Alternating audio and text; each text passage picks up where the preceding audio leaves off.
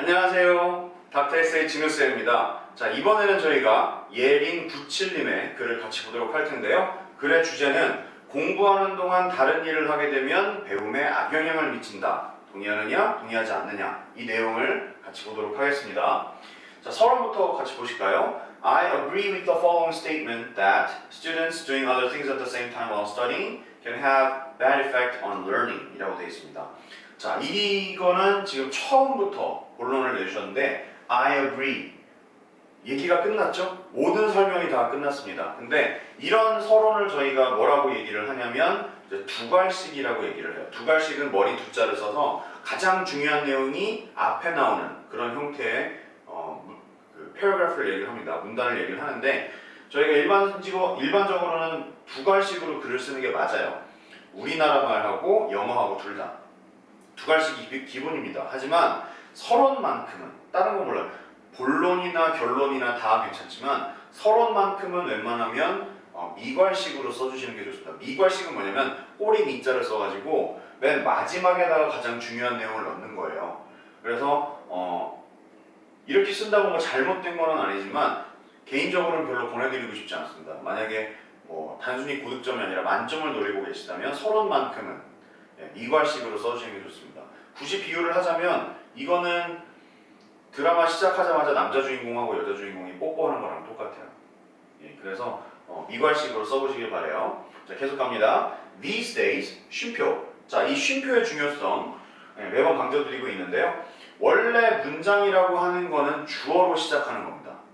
근데 주어 앞에 여러 가지가 나오는 경우가 있잖아요. 그렇죠? 그런 경우에는 그것들이 끝나고 나서 쉼표를 찍어주셔야 여기서부터 이제 진짜 문장 시작이에요 라는 그런 표시가 되거든요. 생각보다 쉼표는 많이 중요합니다. 영어 시험을 준비하고 계시다면 그 문법 체크를 특히 토플 같은 경우에는 컴퓨터 프로그램이 하게 되는데요. 쉼표 하나 찍고 안 찍고가 점수에 아주 큰 영향을 미친다고 보시면 되겠습니다. 컴퓨터가 측정하기 때문에. 그래서 these days 쉼표 이제 시작이죠. We are living a busy and hectic life. 자, living in이라고 하게 되면 어디에 거주하다라는 그런 의미예요. 그죠? 그래서 그런 바쁘고 정신없는 삶을 살고 있다. And for this reason, many of us are multitasking to work on the task. 자, 이 의미랑 똑같잖아요. task가 여러 번 들어가니까 multitasking most of the time. 대부분의 경우 우리가 여러 가지를 한꺼번에 하고 있다. Multitasking is a human's ability to perform more than one activity at the same time. 멀티태스킹이라고 하는 것은 여러 가지를 한꺼번에 하는 것이다. 멀티태스킹에 대해서 정의를 내려주셨는데 이런 것은 보통 저희가 설명문에 글을 쓸 때 많이 쓰죠. 근데 지금 에세이를 쓰시는 거는 저희가 설명문이 아니라 논설문을 쓰는 겁니다. 그리고 멀티태스킹이라는 단어가 전문 용어이거나 그렇게 뭐 어려운 테크니컬한 텀이 아니라서 이런 거를 설명을 해주실 필요는 없어요. 채점자도 이미 아주 잘 알고 있는 그런 내용입니다. 그래서 이 부분은 쓰셔도 그렇게 큰 도움이 될 것 같지는 않아요. 자, 계속 가볼게요. Most of students. 여기다가 저희가 더를 뺀 이유는 뭐냐면요. 앞에 언급됐었던 학생이 없어요. 지금 학생이라는 게 처음 언급이 됐는데 그 학생 누구요? 그죠? 그래서 most of students are multitasking while studying and this can have a negative effect on learning. 앞에서 bad effect라고 했잖아요. 그죠? 똑같은 단어 계속 쓰면 안 돼. 안 좋으니까 이렇게 다른 단어 계속 바꿔 써주시면 좋겠습니다.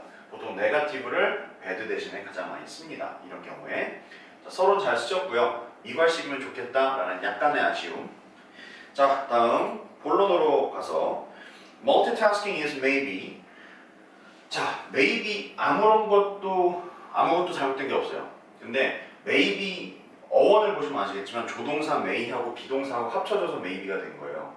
그래서 요거는 저희가 구어체에서만 쓰시길 바라고요. 글을 쓰실 때는 probably 아니면 perhaps 이런 것들을 써주셨으면 좋겠습니다. The best way to save time because there's an old saying, time is gold. And this proverb emphasizes the value of time and this cannot be more true in modern society. Saving time by multitasking is a very efficient way to use time. 자, 이게 무슨 얘기냐면 앞에는 이제 멀티태스킹이 시간을 아끼는데 되게 좋다라는 내용을 지금 3줄 동안 써주신 겁니다. 그런데 however를 기점으로 해서 there are some side effects of multitasking. 그래서 multitasking 부작용이 있다. People tend to multitask in order to save time, but contrary to the major point, it can rather be a waste of time than saving time because humans switch from one task to another very slowly. 사람은 한 가지 일을 하다가 다른 일을 할 때, 스위치를 할 때 시간이 오래 걸린다. 그렇기 때문에 시간 낭비가 될 수 있다는 게 이 본론 전체의 핵심입니다. Not only that, it can apparently cause more errors due to insufficient attention.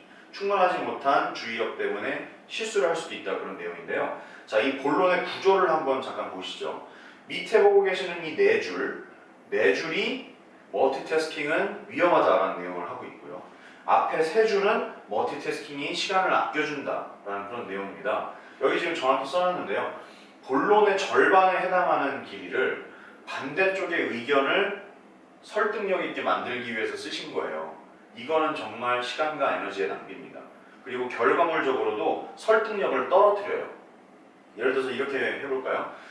선생님이 핸드폰을 팔고 싶어요. 뭐 안드로이드 계열의 핸드폰하고 그 다음에 애플사의 핸드폰을 팔고 싶어요.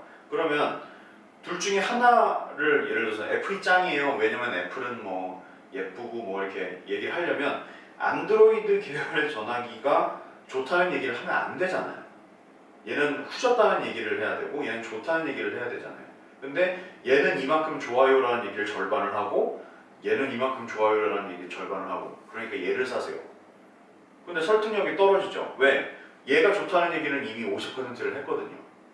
그래서 논설문이라고 말씀을 드렸어요. 설득력을 갖기 위해서는 반대편의 의견은 안 좋다라고 얘기를 하셔야 됩니다.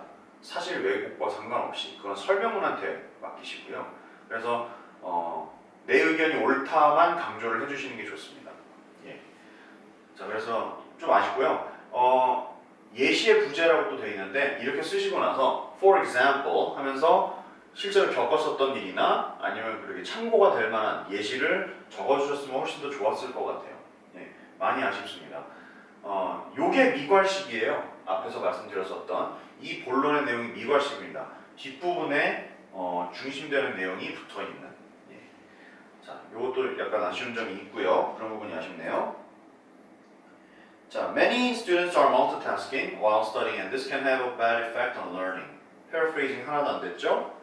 자, students should concentrate on studying but nothing else. Though to라고 되어 있는데 좀 부드럽게 내용을 선생님이 바꿔봤습니다. They may think they can save time, but students often may mistake the idea of multitasking. By multitasking, students cannot even accomplish one task or leave out the important point of their studies.